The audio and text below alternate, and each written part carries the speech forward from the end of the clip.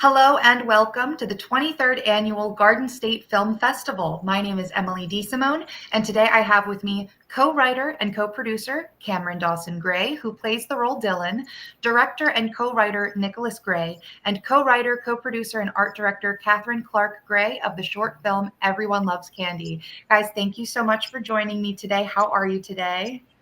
Thank you. So far, so good. So far, so good. So please tell us a bit about your film.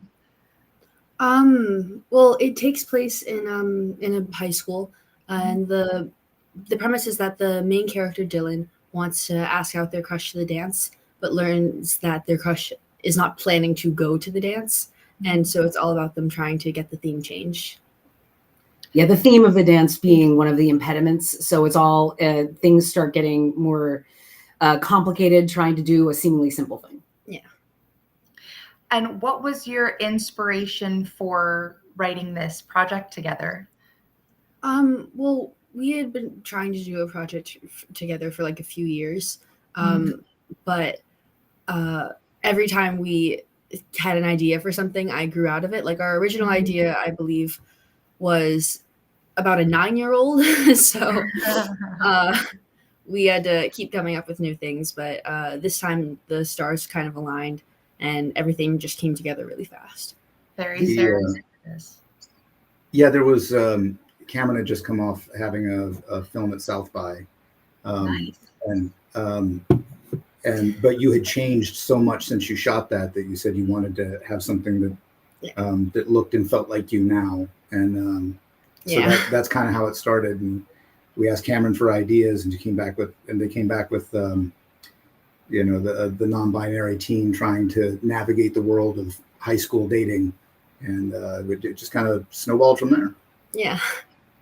So what was this filming process like? You're saying that you've done a work before. How is that one different to this? Well, I've my whole life I've mostly been an actor. This is the first time that I've really been on the other side of the board, or on the other side of the camera, which was a new experience. I'll give it that. But this process was really all about asking for favors. We got a lot of friends and a bunch of people like that to sort of pull together, like over a weekend. Yeah, it was. It all came together so quickly, and we had such a narrow window that it was just kind of a blur. It's a 16-minute and change short that was made in 2 days with all child casts. You have really, really limited hours. Yes. And that included our load in and load out of the high school. So we shot 2 cameras a lot so that the kids could improvise and play, and we could just kind of capture the energy in the room. We looked at the shooting style of things like Always Sunny in Philadelphia as an inspiration for how to attack the problem of chewing through that much plot in that short a span of time. Hopefully we lived up to that standard. Well, I thought it was, sorry, no, keep going. You're good. One thing that I learned was watching, because like I said, the whole cast was basically teenagers. And one thing I learned is just the level of professionalism that I saw in those couple of days was really kind of humbling. You know what I mean? Like you said, kids like hitting their marks, like playing, doing improv where needed. And, like, oh, we didn't catch this one little thing, like just right on the money. Everybody really like really brought a level of professionalism that was pretty stunning. And that made it work. Yeah, I think one of my favorite things in the entire shoot was there's like a special meeting place for the best friend trio that happens in this, and because we hadn't had a chance to rehearse at the location ever, we had to sort of make up on the spot, like what is their atmosphere in this place, what are their rituals in this place, and the kids came up with an idea that had never occurred to me that I thought was so sweet and sort of heart melting, and we wound up using it to reblock and reboard the sort of emotional climax of the movie based around their idea, and kind of did it on the fly. And that was the energy of the whole shoot. And I love that. I mostly just like that because a lot of people were my age. Like I definitely got got a really close friend out of this project, which is something that I don't always get. So that was nice. That's awesome. Hey, I mean, speaking as a former theater kids, we can do it. We can take things very seriously, and I'm always pleased to see, kids at work. So, how did you get your cast and crew together for this project? I don't know. Yes, you One of them was my uncle, I think. he flew in from Texas. That's true. We gave him cookies, so. Well,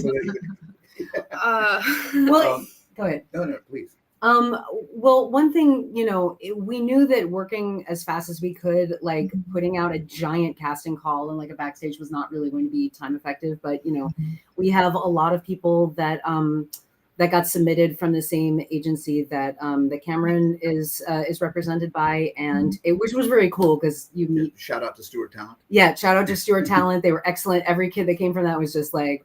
Yeah. Banger. And then we also found talent at the school that we shot at, which was pretty cool. Oh yeah. Yeah. One of our actors was a student at the school. That was our primary location, and he killed it also. So that was really awesome. I think he's trying to get more into film now, so I feel like I'm a good influence. I'll tell you the funniest thing about the casting process is because this came together as quickly as it did, we didn't actually have a finished script when we were auditioning people. We had open scenes, and the casting call went out with no gender or background, ethnicity, any descriptions. They were just like a bully, a cool goody kid. two shoes, Yeah. things like that. And so people got to open audition with these scenes, and it wasn't until after the callbacks that we finalized the script, because then we could write around the people that we already had in our heads and what seemed to work well for them. Yeah. A lot of the emails to their agents went back like, oh, they auditioned for the role of this, but that name has been changed to that because we changed it to rewrite around them.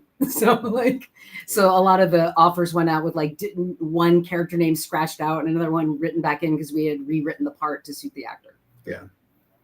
I would love to know what each of yours background is in filmmaking, because it seems like the three of you have come together it was a fantastic film, from I said, the cinematography perspective and whatnot. So I really would love to know, what is the hat each of you wear and how long have you been involved?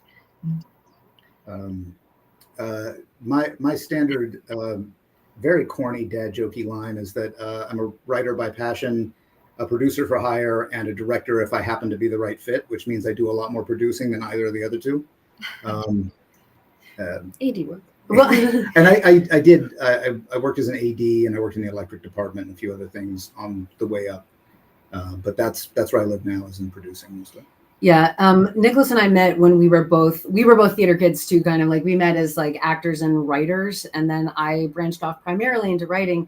But when we made our first film together before Cameron was alive, I wound up taking over the art department because I had like a nominal background in painting once upon a time. So I had to learn the art department when we made our first film.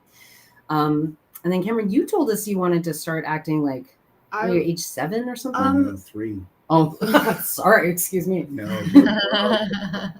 Story about we were making a film that had a couple of days on location where Cameron got to be with us when they were 3 years old. Right. And then they had to go and stay with an auntie while we did the next few weeks of shooting, where we didn't have childcare or space for them. So we had told 3-year-old Cameron that they were going to be helping with the movie. And when we wrapped up those 3 days on location, Cameron started sobbing and bawling and saying that we promised that that they could help with the movie and they didn't get to. And we're like, but you did help. Remember, you put out all the craft services. And they were not having it. They were like, no, I meant the people on the screen. And we were like, sorry, there's no 3-year-olds in this movie. Go home. And that's how it started. Yeah. Is this your first work together as a family? Well, technically, no. Technically, forgotten. There was we were part of an art experiment where there was sort of a game of telephone with a short film where somebody made a 60-second short and then they'd show it to another filmmaker one time and then you had to remake it in a week. Okay. and I was part of that daisy chain. And when we remade it, we did that together because I had 1 week. So yeah, all of us acted in it. You know, I think Cameron was like 4 or 5, and Yes. and yeah, it was very fun and I had 1 minute one long. line, I think. Yes, that was our first time. I cooked that up. So, what are your future plans with Everyone Loves Candy? It's this really cool stream platform. I don't know if you've heard of it. It's called YouTube. Okay. Okay. Well, we did say that we did not want to have. We wanted to go to a couple of festivals that felt like a really good fit, and we were really feeling grateful to get to this one. But after that, we wanted to make sure it was available to all of the actors who had been in it before everybody changes, because you know teenagers grow fast, and it's not really useful if you have work that no one can see on a wide platform until you've changed so much. Yeah, so we wanted to make sure that it was available quickly for people. Yeah, so we'll be. I think our festival run ends in June, and then it'll go up on YouTube. And I don't know if there's any plans for the characters in the story here, but like I said, it was mostly an all volunteer crew that came together. Everybody just kind of donated 2 days of work and showed up. But we all had a blast doing that. So we talked about doing that again next year. Just making it a thing where we all get together and make somebody's project once a year. Yeah. Once I get some more residuals, I can pay for this. Your project next time. Yeah. So, like, with that said, what do you want your audience to be able to take away from the film? Well, that's a good question. I have not prepared an answer for that. You want to go first? Well, I think it's personal. What I appreciate most about this film, and what I kind of hope people taking away from it, is that it's okay to show your rough edges to your friends. To me, this is a lot about a kid who is trying really hard to get something right, and the more they try to get something right, the more it goes wrong. And the thing that carries them through is this amazing friendship where everybody's very forgiving of each other, while also seeing everybody for who they are, and not and not glossing over their mistakes. That's what I hope people take from it. Yeah, adding on to that, I think that without spoiling too much, I think that the main character is trying to assert a sense of self that they don't yet have.